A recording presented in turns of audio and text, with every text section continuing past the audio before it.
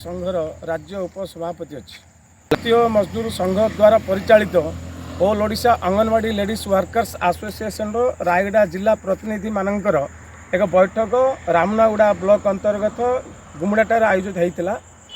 मुख्यतः थिला जे गत 24 वर्ष स्थायी सरकार समय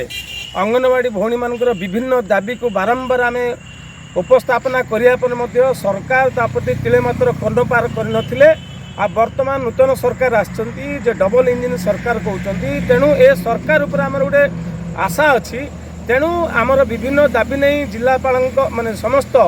ब्लॉक माध्यम ब्लॉक सीडीपीओ मान माध्यम जिलापाल को नजर को आनीचु एवं 10 तारिख समय देचु जे सरकार प्रशासन दृष्टि न दियंती पुणी थे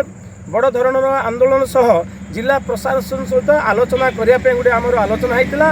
एवं जो विभिन्न समस्या हट कहतु एवं विभिन्न माने सेंटर रे विभिन्न समस्या अच्छी तार कि समाधान हो पार आसंता दिन में सरकार सहित एवं प्रशासन सहित आलोचना करी समाधान करने आलोचना होता। मुख्यतः आमर संगठन सुदृढ़ करवा एवं प्रत्येक ब्लॉक रे सरकार को योजना कि सफल करवा सरकार योजना समस्त योजना कि अंगनवाड़ी भौणी मैंने माने दायित्व नहीं सफल करेंगे तापर आलोचना होता। जैसे पदक्षेप नेबार आवश्यकता पड़ूनी आज्ञा वर्तमान डबल इंजिन सरकार उपरे भारतीय मजदूर संघ भरोसा रखी एवं से भरोसा पर आम आशा रखी अपेक्षा करुचु जदि भी से भाया परिस्थिति हुए निश्चय आम प्रशासन सहित एवं सरकार सहित आलोचना कर समाधान करने रास्ता बाहर करूँ। मो ना Jayanti Padmalaya Sahu all Odisha anganwadi ladies worker association सभानेत्री दायित्व अच्छी। आज आम रायगड़ा जिलार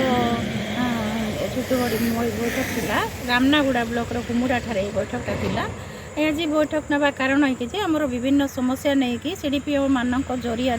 जिलापाल को दाबी पत्र देके आम अवगत करैचु। आमर साग एमएसपीवाई टीएचआर एमती बहुत गुड़े पैसा गुड़ाक बकिया रही तापर आम संगठन बहुत गुड़े समस्या अच्छी से समस्या को लेकिन जिलापाल को केमती अवगत करेबू तार समस्यार समाधान करूँ से विषय आलोचना होता। आम दाबी पत्र देलापर आम 10 तारिख डेट देइथिलु से 10 तारिख भितर जदि समस्यार समाधान न हुए ताहले केमती आम आगामी दिन में 10 तारिख पर कौन पदक्षेप नेबू आम संघर आलोचना होता। आम जिला सम्मेलन आगामी मसरे करने को जाऊँ से जिला सम्मेलन भी केव प्रकार करूँ कौन करूँ से विषय आलोचना होगी आम संगठन एटा जिला स्तरीय बैठकटा होता।